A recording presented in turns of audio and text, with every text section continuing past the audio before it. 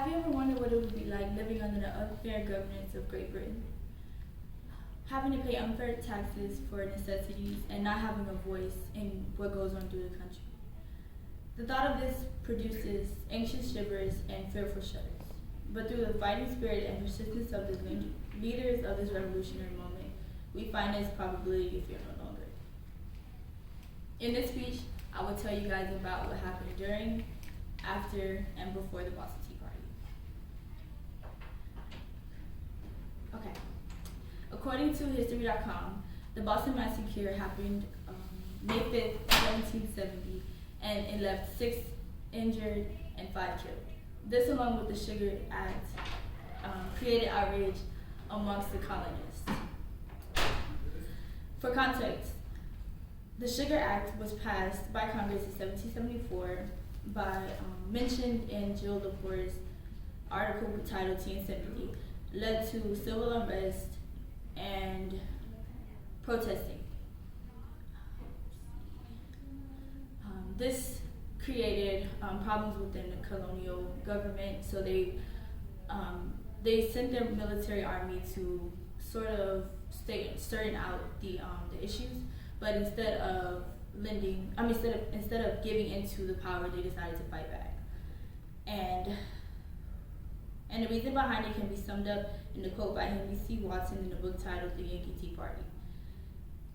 The unconquerable resolution of free men was first made apparent to obstinate oppressors of our infant country, symbolizing that the leadership in Great Britain produced a call for freedom, a call that embraced doing what was necessary to achieve their goal. This brings me to what happened during the actual event. Prior to the Boston Tea Party, the Governor Thomas Hutchinson decided against deterring the shipment of tea to Boston because he felt that the colonists should obey his commands of paying the tariffs. This was followed by refusal from the colonists, which sparked the idea to get rid of the tea.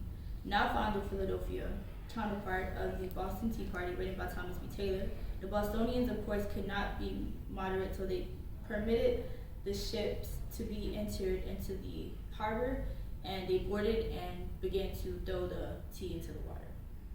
Okay, to gain another perspective of this, I utilized the Yankee Tea Party for an eyewitness account that states that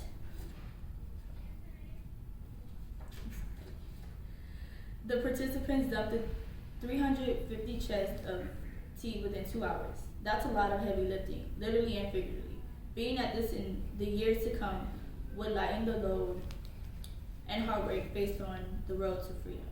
That road to freedom wasn't configured early on, but the determination of the colonists and contributors helped pave the way. This can be demonstrated in the aftermath of the Boston Tea Party. In fact, in the Boston Tea Party, written by Crystal Williams, the quote, "The Boston Tea Party set off a chain of events that led eventually to an outbreak of the Revolutionary War and the creation of the United States," states that this bravery to contract freedom helped to motivate others to strive for the same. An example of this would be that shortly after this occurred, found within the History.com website, other importation ships of tea were boarded with their supplies thrown overboard in Maryland, New York, and South Carolina, in solidarity with this original cause. This didn't leave our founding fathers ecstatic because they felt this was a step in the wrong direction. But they couldn't have been more wrong. Without this relentless effort of those before us, we wouldn't be where we are today. In summary, I have described what happened before, during, and after the Boston Tea Party.